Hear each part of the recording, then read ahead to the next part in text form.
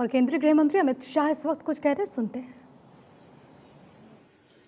बस बेसो बता दे। आ बहनों कुर्सी ना हो तो आगे आईने बेसी जाओ भाई। आगे आवा तो बहनों ने दीकरीओ आगे आई जाओ। चलो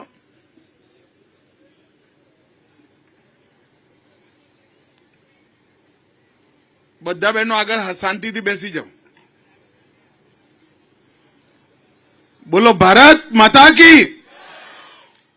केम भाई चांगोदर वाला ना अवाज न सुधी जाऊ ना चाले। जरा जोर थी नरेंद्र भाई सुधी आपणो अवाज पहोंचवो जोईए। मारी साथे जोर थी बोलिए भारत माता की, भारत माता की। मारी साथे आजना आ विकसित भारत संकल्प यात्रा में चांगोदर में उपस्थित अहींना लोकप्रिय धारासभ्य कनुभाई पटेल, जिला भारतीय जनता पार्टी अध्यक्ष श्रीमान हर्षदगिरी गोस्वामी जी, यात्रानी साथे जेमनी जवाबदारी नक्की थई छे एवा गुजरात राज्यना पूर्व मंत्री श्रीमान ब्रिजेश मिर्जाजी, जिला पंचायतना अध्यक्ष कंचनबा वाघेलाबेन, सरपंच श्री चांगोदर ग्राम पंचायत, कलेक्टर महोदया, डीडीओ अमदावाद અને આજ ચાંગોદરની અંદર આટલી મોટી સંખ્યામાં ઉપસ્થિત સૌ ભાઈઓ બહેનો યુવા મિત્રો બધાને મારા મનથી રામ રામ નમસ્કાર। મિત્રો આજે મારે કે બહુ લાંબુ ભાષણ નથી કરવાનું। આજે વિકસિત ભારત સંકલ્પ યાત્રા લઈને આપણે નીકળ્યા છે। એની અંદર બે શબ્દ છે, એક વિકસિત ભારત અને બીજો સંકલ્પ યાત્રા। આ જે યાત્રા છે એ 2047 માં એટલે 25 વર્ષ પછી આપણો દેશ સંપૂર્ણ વિકસિત હોય એનો સંકલ્પ કરવાની યાત્રા છે। મોદી સાહેબે આ 10 વર્ષની અંદર અનેક ક્ષેત્રોમાં પરિવર્તન કર્યા। હું દેશભરમાં ફરું છું, અનેક પ્રકારના સંમેલનોમાં, મીટિંગોમાં, ક્યારેક ડોક્ટરોનું હોય, ક્યારેક એન્જિનિયરોનું હોય, ક્યારેક ચાર્ટર્ડ એકાઉન્ટન્ટનું હોય, ક્યારેક ઉદ્યોગપતિઓનું હોય, ક્યારેક પત્રકારોનું હોય। હું જતો હોઉં છું। દરેક ક્ષેત્રની અંદર ભાઈ રવા દે, હવે રવા દે, દરેક ક્ષેત્રની અંદર નરેન્દ્રભાઈએ ખૂબ મોટું પરિવર્તન કર્યું।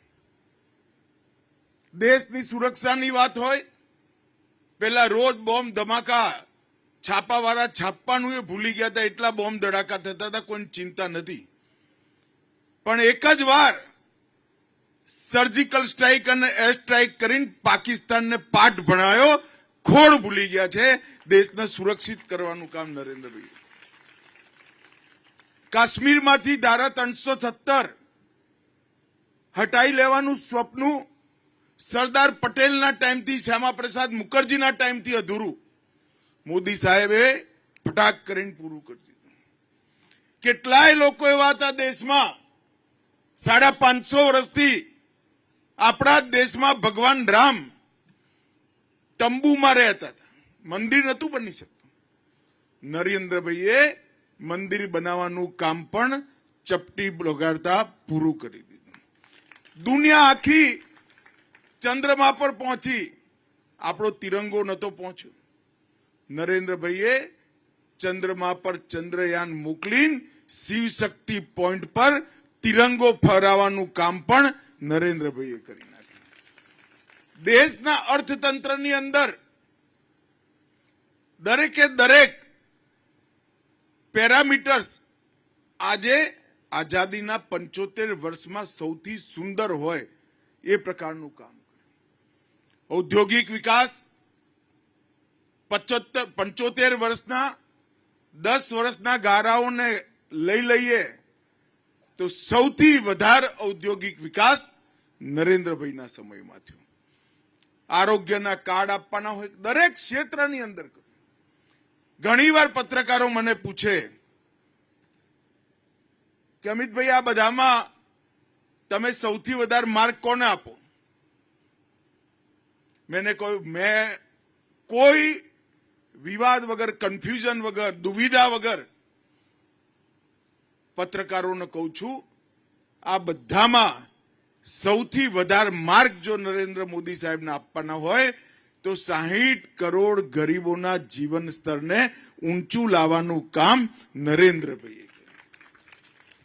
દેશના 60 કરોડ ગરીબોને ઘર મળે, ઘરમાં ચકલીથી પાણી આવે, ગેસનું સિલિન્ડર હોય, શૌચાલય જાજરૂ ઘરમાં જ બનેલું હોય, 5 લાખ સુધીની બધી જ દવાઓ, ઓપરેશનો અને હોસ્પિટલાઇઝેશન મફત થતું હોય અને ભગવાને જેને નબળી સ્થિતિ આપી હોય એ દરેક માણસને મહિને 5 કિલો ઘઉં ચોખા મળે એવી વ્યવસ્થા કરવી, એનાથી મોટું કામ કોઈ જ કામ નથી.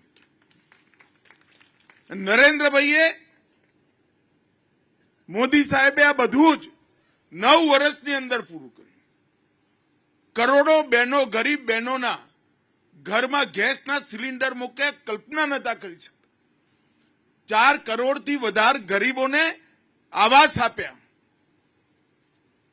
દરેક ઘરમાં જાજરૂ બનાવવાનું કામ કર્યું. દરેક ઘરની અંદર ગુજરાતમાં સાણંદ તાલુકામાં બધાના ઘરમાં ચકલીથી પાણી પહોંચાડવાનું કામ નરેન્દ્ર મોદી સરકારે પૂરું કર્યું. દરેક ગામને રોડથી જોડવાનું કામ કર્યું. દરેક ઘરમાં વીજળી પહોંચાડી દીધી. દરેક ઘરમાં બેંક એકાઉન્ટ પહોંચાડ્યું અને દરેક ગરીબને 5 કિલો અનાજ દર મહિને મળે એવી વ્યવસ્થા કરી. ચાંગોદરવાલા, મને જરા બધા કહેજો, કોરોનાની 2 રસીઓ લાગી છે કે નથી લાગી? ભાઈ જરા જો બોલો તો હાથ ઊંચા કરો, લાગી હોય ને. બધાને કોરોનાની 2 રસીઓ